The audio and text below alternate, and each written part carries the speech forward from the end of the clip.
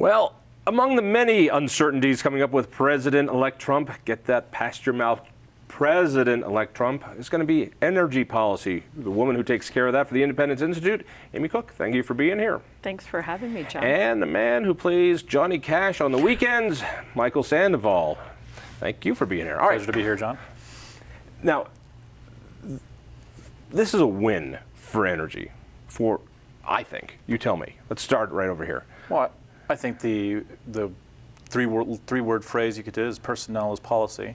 And for the last 8 years, you had policy that was directed by personnel that came straight out of Obama's ideological background. And so that policy was driven at every aspect of the energy sector. So oil, gas, coal, renewables, everything came out of a function of who they had in power.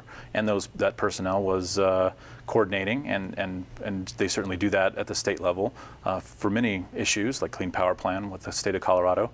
We're going to see that change, and that's going to be probably the biggest change, is just the change in personnel and how those issues go forward, and how they're stopped, slowed, halted, altered. There was a difference there, and I've made this comment a few times. There was a time of honorable liberals. We might disagree on politics, but they were wrapped around process. These were the people, like when the ACLU went to bat in Skokie, Illinois, for repugnant people to have the First Amendment right to parade. There was always this thing of the ends don't justify the means. I'm not seeing that under Obama. I haven't seen that under Obama when it comes to energy policy, especially. It was screw the means, we're going to muscle this through no matter what because we feel it's so important. And that was the Clean Power Plan. They couldn't get, it was the Clean Power Plan, or controversial Clean Power Plan, which is really a carbon emissions plan. Bill Ritter, I think it was, who was the one who finally kind of acknowledged it's really just a giant carbon trading scheme. It's cap and trade, which Obama couldn't get passed in a Democrat-controlled Congress in 2010.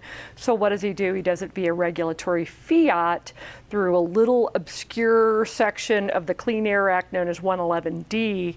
And we are plaintiffs, the Independence Institute is plaintiffs in the lawsuit against the Clean Power Plan. Well, a lot of that will change now because President-elect Trump said, as candidate Trump, that the Clean Power Plan was, put a fork in it. And not only that, he has even suggested getting rid of the EPA, that much of those powers should be devolving back to the states, which is actually good in Colorado because we did a poll on who do you trust more to protect energy policy and environment in Colorado.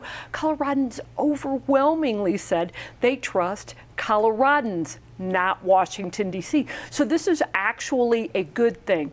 Where they're going to have a problem is this giant carbon trading scheme that the state of Colorado would rely on all the other states around it to have to trade with it for cap and trade. That isn't going to happen. I mean, that is dead.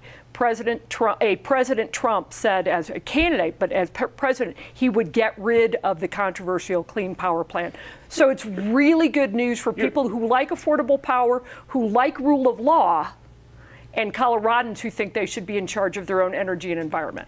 You make a silly assumption that candidate Trump and a President Trump are the same person. Good point. I think Trump is a roll of the dice on any of the statements he's made beforehand. Let me throw one thing out that might lead you to believe that he might actually do what he said he would do. It has been reported in a number of national publications that the person leading the transition for the EPA is a gentleman named Myron Abell from the Competitive Enterprise Institute, who has also said that the Clean Power Plan is illegal and unconstitutional. He shares those same principles, that same philosophy, and he's leading the transition on EPA. There was another group that said the Clean Power Plan is unconstitutional. It was the Supreme Court who put an injunction on this.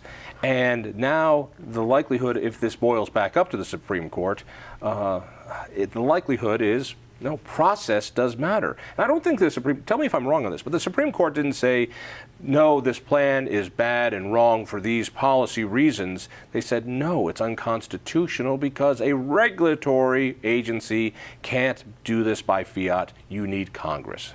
Well, and I'm not a lawyer, but the Supreme Court kicked it back to the D.C. Circuit, and to go through and evaluate that, and we just had. But they put an injunction on it. Yes, they did. While there was because of substantial harm that could be, from what I understand, substantial harm is what the injunction implied, and so they said go back to the D.C. Circuit. Those hearings were in September. We're waiting for those results, but a Trump administration has two things: one, Supreme Court nomination to replace Justice Scalia, who passed earlier this year, but second, they could choose not to pursue it. That is part of what the rewards of winning an election is. You could, as the administration, choose not to pursue going through with the regulation. And so there's a lot of procedural things that can happen. It's not just in sort of, in my opinion, an overnight kind of thing where it just chopped off on day one, but there are many paths to I will be curious unraveling that. to see if the left, who came to the defense of making law through my telephone and my pen,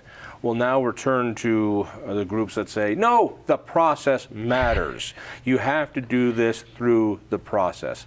I think it's one of those things like, we'll give the president all the power he needs to change Obamacare, to change the amount of fees, to all this stuff, but now I have a feeling it's going to be a bit of a different show in every area. That's actually an interesting point, because if they go back and say that the process matters, then at the state level, the process matters. And right now, what you see is Governor Hickenlooper floating an idea. He floated an executive order that he would implement a sort of clean power plan that he couldn't get through the state legislature, that he was going to do it via executive order, taking a play out of Obama's playbook. So if the process matters, it also matters at the state level. And you cannot implement the Clean Power Plan in Colorado without the state legislature. And the state legislature last year actually defunded CDPHE to the tune of CDPHE? Colorado Department of Public Health and Environment, sorry, government acronyms, to the tune of $110,000, which is what they said it would cost them to plan for the implementation of the Clean Power Plan. So if process matters, it works both ways. We'll see. Colorado's still going to be ground zero, I think, for these environmental battles. Oil and gas had a huge history, success not only with Trump, but also on Amendment 71. I was strongly against that, but I didn't have $6 million in John Elway on my side. And this means the Constitution will now be fossilized the way it is. So any attacks on the oil and gas industry is going to have to come through statutory changes or something else. What does that look like? Well, I think you see a repeat of some of the bills that were run last year. I think the fact that the Republicans were able to hold the state Senate provides a safeguard by one vote. But I never see that issue going away. And no matter what oil and gas was able to do at the amendment level, there are other tactics. I mean, the eco-left is going to use lawsuits. They're probably going to ramp that up. They were using lawsuits during the Obama administration to force policy change. So they're going to continue to use that and probably ramp that up to go after coal like they did in Northwest Colorado in the last couple of years. They're going to do anything and everything to try to halt. I mean, I think what we'll probably see, if not just purely legal or procedural kind of movements, we might see, the Dakota Access Pipeline kind of protests, where people are out protesting new drill sites or something like that, where it goes beyond traditional means. And I think that's where you're going to see some of that keep going. A lot of it has to do with a change in culture. That the guys who poke holes in the ground, they know how to poke holes in the ground.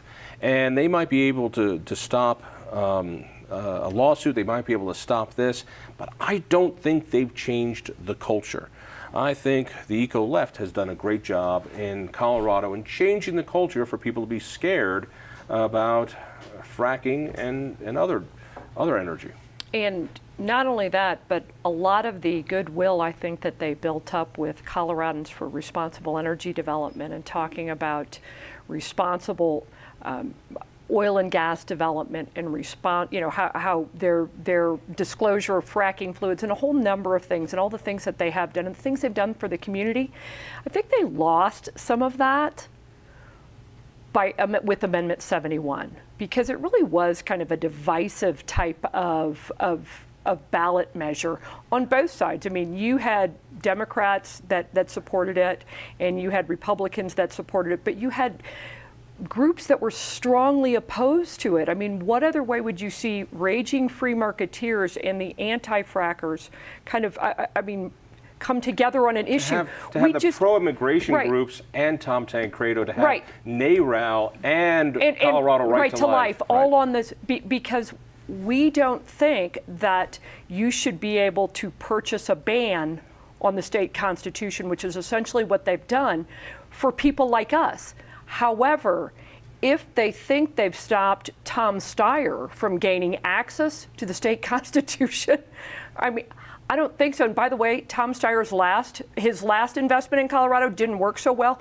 My guess is he may double down on a ballot measure. That being trying to get Alice Madden on the CU Board of Regents, which didn't happen. Flip the Colorado State Legislature. Didn't happen, but he might be willing to pony up $5 to $6 million to get a ballot measure, to get a constitutional amendment on. Taken. Thank you so much. Thank you so much. Listen for me on KHOW Radio. Listen for me, well, any place. I was going to say read me in the Denver Post, but you got the idea.